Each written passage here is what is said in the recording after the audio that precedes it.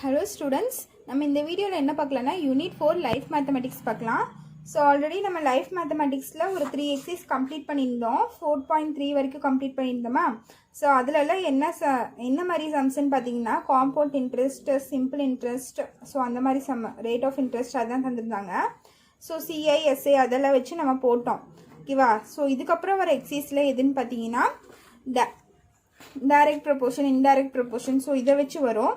So இதுக்குரிய introduction கொஞ்சம் பார்த்துட்டு அதுக்கப்புறம் நம்ம சம்ஸ் போடலாம். ஓகேவா.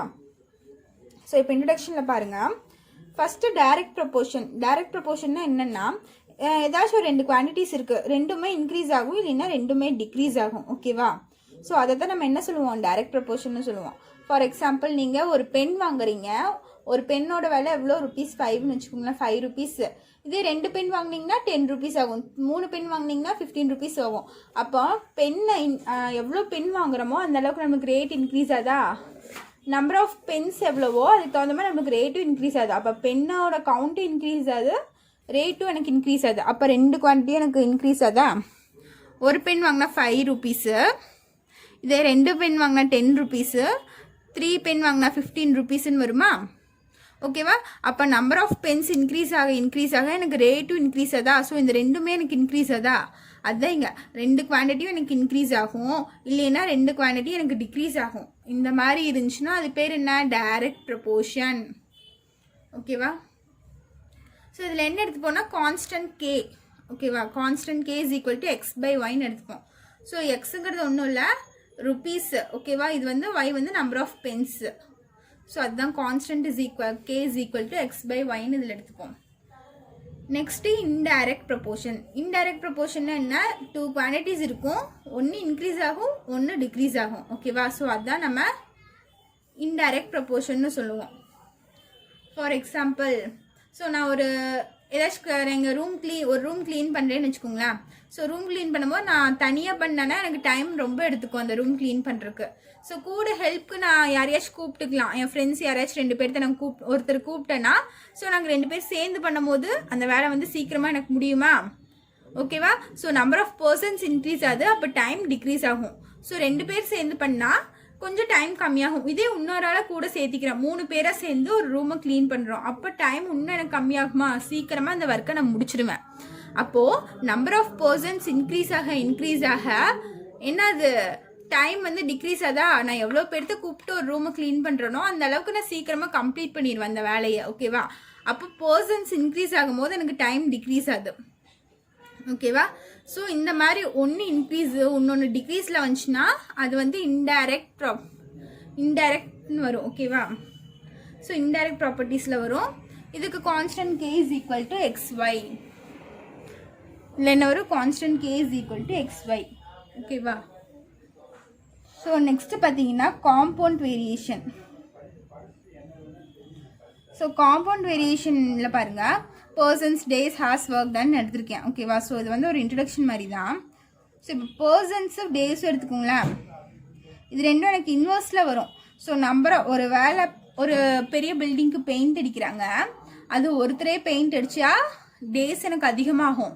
அதே மாதிரி ஒரு 10 பேர் சேர்ந்து பெயிண்ட் அடித்தா எனக்கு டேஸ் கம்மியாகுமா.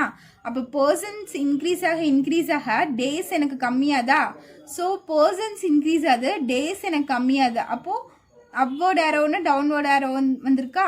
அப்போ இது என்னது, இன்டைரக்ட் ப்ராப்பர்ட்டியில் வரும், இன்வர்ஸ். ஸோ இன்டைரக்டாக இன்வர்ஸ்ன்னு வச்சுக்கலாம். ஓகேவா.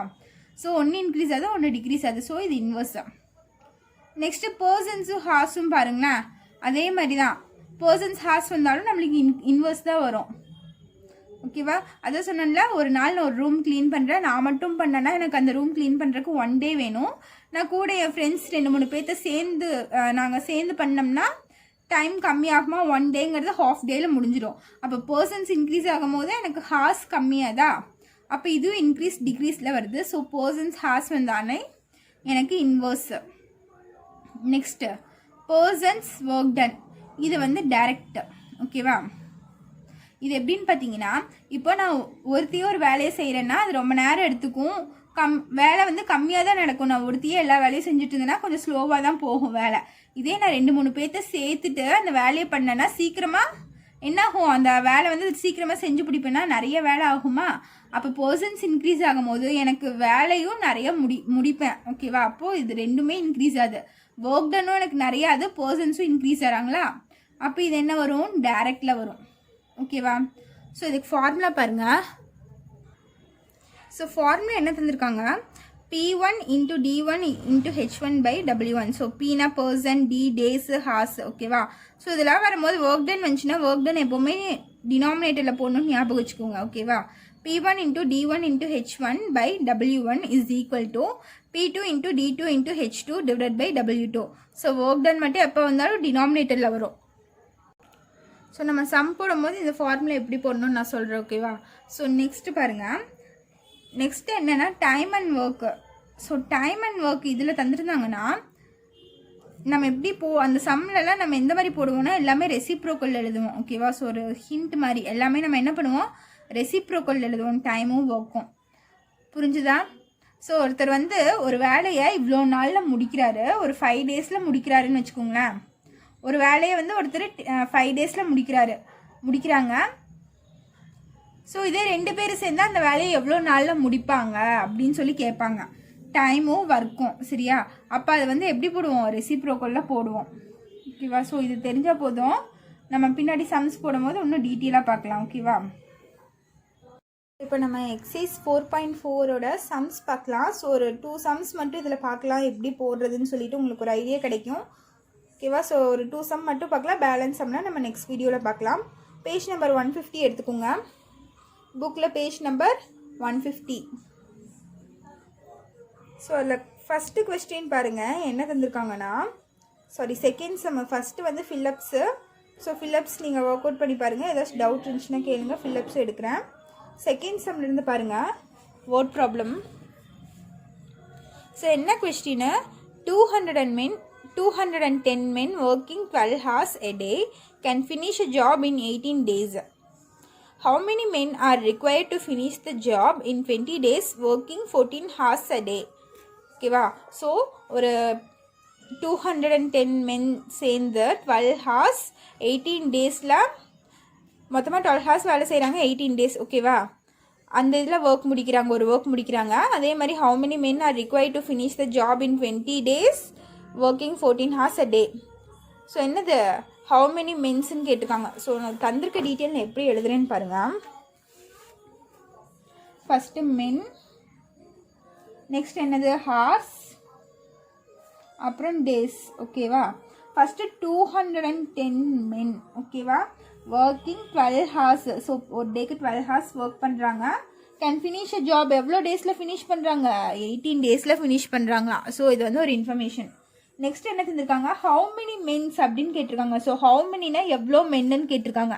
ஸோ நெக்ஸ்ட் இன்ஃபர்மேஷனில் வந்து எனக்கு மென் தான் கண்டுபிடிக்கணும். ஸோ அதை வந்து நான் எக்ஸ்ன்னு வச்சுக்கிறேன். ஓகேவா, ஏன்னா how many man R required to finish 20 days. Required to finish 20 டேஸுக்கு நேராக டேஸ் எழுதுங்க. சரியா, 20 days in 14 hours. ஓகேவா, ஸோ 20 டேஸில் ஒரு நாளைக்கு 14 hours ஒர்க் பண்ணுறாங்க 20 டேஸில். ஓகேவா, அப்போ எவ்வளோ மென் தேவைப்படுவாங்க, அதுதான் கொஸ்டின். புரிஞ்சுதா? ஹார்ஸுக்கு நேராக ஹார்ஸ் எழுதணும், டேஸுக்கு நேராக டேஸ் எழுதணும், மென்னுக்கு நேராக மென் எழுதணும். கொஸ்டினில் அவங்க மாற்றி தான் தந்திருப்பாங்க. நம்ம படித்து பார்த்து கரெக்டாக அந்த இன்ஃபர்மேஷனுக்கு நேராக நம்ம கரெக்டாக எழுதிட்டோம்னா நம்ம சம் ஈஸியாக போட்டுடலாம், மிஸ்டேக் வராது. ஓகேவா, நீங்கள் மாற்றி எழுதிட்டிங்கன்னா சம் தப்பாக போயிடும். ஸோ இப்போ இங்கே என்ன தந்திருக்காங்க, மென், ஹார்ஸ், டேஸ், இது 3 தந்திருக்காங்களா. ஸோ நம்மளுக்கு தெரிஞ்ச ஃபார்முலா என்ன, இப்போ தான் நான் சொன்னேன். ஒரு ஃபார்முலா தெரியுமா நம்மளுக்கு?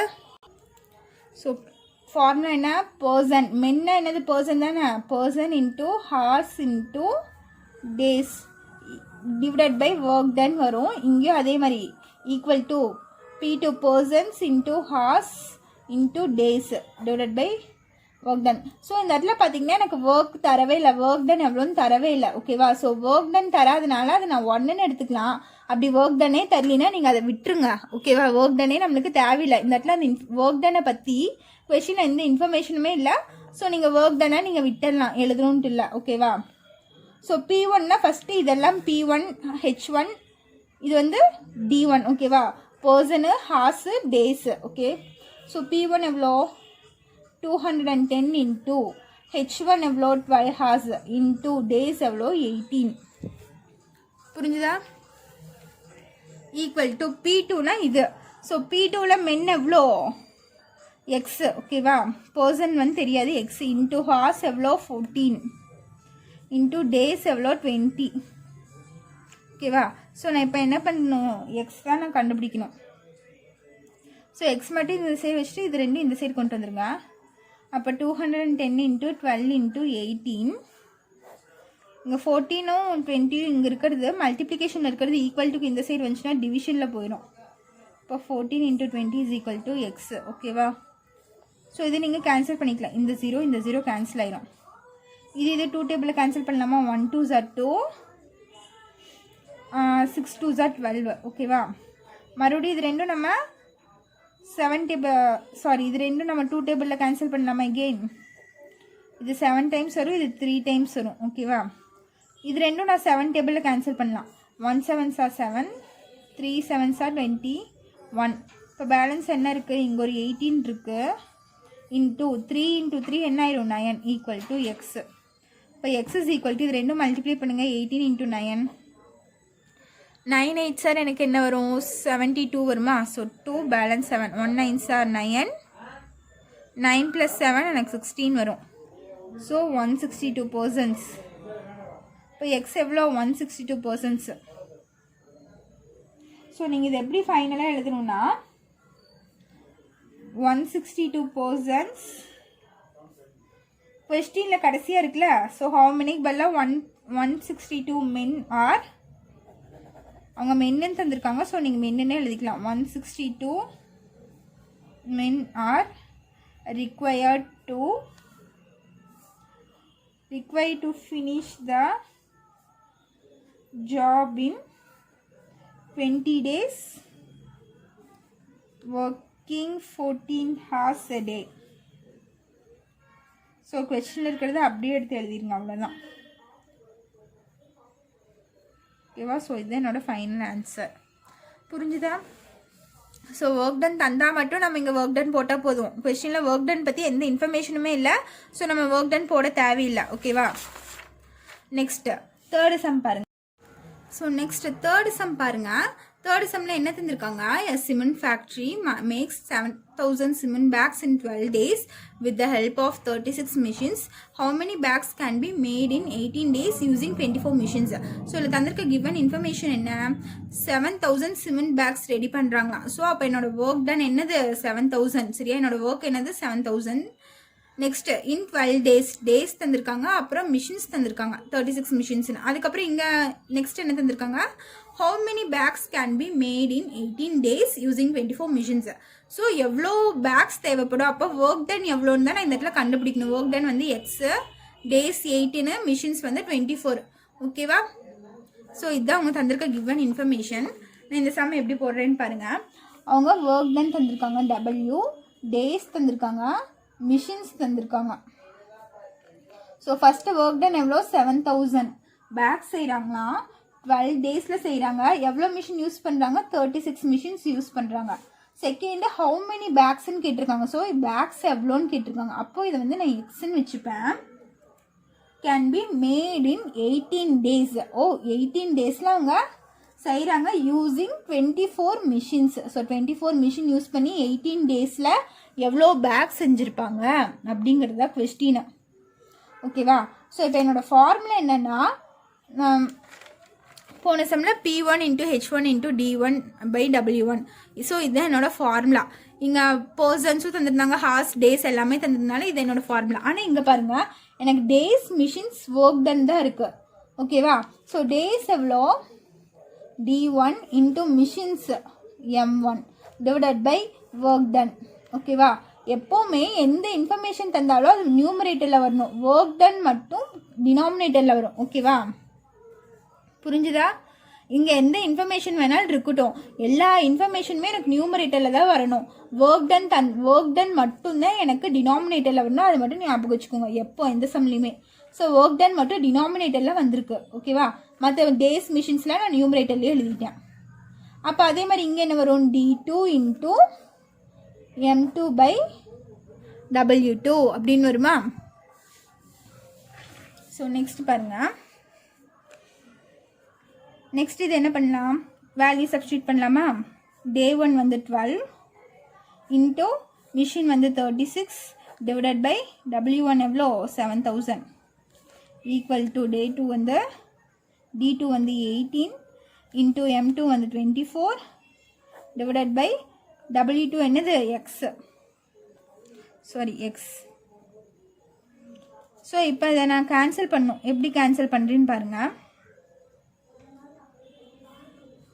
ஸோ 12 இன்ட்டு 36 டிவைடட் பை 7000 அப்படியே இருக்கு ஈக்குவல் டு 18 இன்ட்டு 24 பை எக்ஸ்ன்னு இருக்கு. ஓகேவா. ஸோ கீழே இருக்கிறது நீங்கள் அப்படியே வச்சுக்கோங்க. நியூமரேட்டரில் ஈக்குவல் டூவில் ரெண்டு பக்கம் சேமாக இருக்கா, அப்போ நான் என்ன பண்ணிக்கலாம், இப்படியே கேன்சல் பண்ணிக்கலாம். சப்போஸ் ஒரு வேளை இங்கே வந்து நியூமரேட்டர் இருக்கா, ஸோ இது ஈக்குவல் டுக்கு இந்த சைடு கொண்டு வரும்போது எனக்கு என்னவாயிரும், டினாமினேட்டரில் வந்துடும். ஓகேவா. ஸோ நீங்கள் அப்படியும் போடலாம், இல்லை டேரெக்டாக இப்படியும் நீங்கள் கேன்சல் பண்ணிக்கலாம். ஸோ அப்படி போட்டு காமிக்கிறேன். 12 இன்ட்டு 36 டிவைட் பை 7000 அப்படியே இருக்கும். இங்கே பார்த்தீங்கன்னா நியூமரேட்டரில் இருக்கிறது ஈக்குவல் டு இன்சைட் வந்துச்சுன்னா டினாமினேட்டரில் வந்துருமா, அப்போ இன்ட்டு 18 இன்ட்டு 24ன்னு வந்துடும். இங்கே இருக்கிறது டினாமினேட்டருக்கு வந்துருச்சு. ஈக்குவல் டு இங்கே பேலன்ஸ் என்ன இருக்கும், இது அப்படியே இங்கே வந்துருந்துச்சுன்னா பேலன்ஸ் இங்கே 1 இருக்கும் பை எக்ஸ் இருக்குமா. இப்போ இதை கேன்சல் பண்ணுங்கள். இது ரெண்டு 2 டேபிளில் கேன்சல் பண்ணால் 6 2s are 12, 9 2s are 18. Again இது ரெண்டு 3 டேபிளில் கேன்சல் பண்ணால் 2 3s are 6, 3 3s are 9. Again இது ரெண்டும் நான் 3 டேபிளில் கேன்சல் பண்ணலாமா. 1 3s are 3, 1 3s are 3, 2 3s are 6. ஓகேவா. மறுபடியும் நான் என்ன பண்ணலாம், இது ரெண்டு 2 டேபிளில் கேன்சல் 12 டேபிளில் கேன்சல் பண்ணால் 1 12s are 12, 2 12s are 24. Again இது ரெண்டும் கேன்சல் பண்ணிக்கோங்க. 1 2s are 1, 1 2s are 1. இப்போ மேலே பார்த்தீங்கன்னா எனக்கு என்ன இருக்குது, எல்லாமே எனக்கு 1 வந்துருச்சு. பை கீழே பார்த்தீங்கன்னா 7000, கீழே எனக்கு எல்லாமே 1 வந்துருச்சு. அப்போ 1/7000 இஸ் ஈக்குவல் டு 1/xன்னு இருக்கா. ஸோ அப்போ எக்ஸ் இஸ் ஈக்குவல் டு என்ன வந்திருக்கு, எனக்கு மேலே சேமாக இருக்கா. அப்போ எக்ஸ் இஸ் ஈக்குவல் டு என்ன வேல்யூ வரும், 7000 வரும். இப்போ X is equal to 7000. So இதுதான் என்னோட ஃபைனல் ஆன்சர். ஸோ சின்ன நம்பர் வச்சு நீங்கள் ஈஸியாக கேன்சல் பண்ணிட்டீங்கன்னா நீங்கள் டேரெக்டாகவே எழுதிக்கலாம். ஓகேவா. ஸோ இது நீங்கள் ஃபைனலாக எப்படி எழுதணும், 7000 bags can be made in 18 days using 24 machines. ஓகேவா. ஸோ இது என்னோட ஃபைனல் ஆன்சர். இந்த சம்ஸில் ஏதாச்சும் டவுட் இருந்துச்சுன்னா கமெண்ட் பண்ணுங்கள். பேலன்ஸ் இருக்க சம்ஸ் நம்ம நெக்ஸ்ட் கிளாஸில் பார்க்கலாம். தேங்க்யூ.